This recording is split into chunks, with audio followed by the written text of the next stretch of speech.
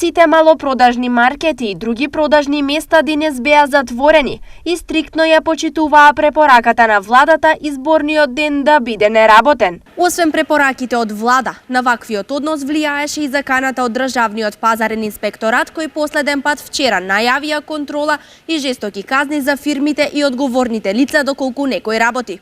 Од друга страна, голем број компании се одлучија да работат. Оние работодавачи кои одлучиле да работат, сигурно дека имаат причина за тоа. Значи не само оние работодавачи кои согласно препораката на Министерството и труд и социјална политика имаат таков технолошки процес кој не може да се прекинува.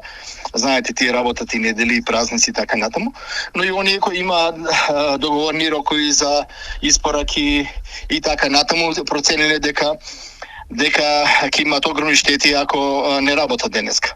Од Стопанската комора вчера се пожалија дека среда како неработен ден за нив ќе значи исто како да не се работи цела недела, бидејќи ќе доцнат со испораките, а ќе се наруши и работниот ритам. Освен неработењето, како прашање беше поставено и кој него ќе го плати, бидејќи владата тој проблем воопшто не го спомена, но во заштита застана синдикатот кој по ниту една цена не прифаќа работниците да бидат оштетени. Мислам дека работниците не смеат во никој случај, како и претходно што изјавивме, да бидат оштетени за овој ден кој што владата го донесе со одлука. Така да мислам може требаше и некоја законска регулатива да донесат на кој и како начин тоа ќе го исплата. Но мислам дека и организацијата на работодавачи, стопанските комори и сите оние организации треба да се ангажираат да тоа го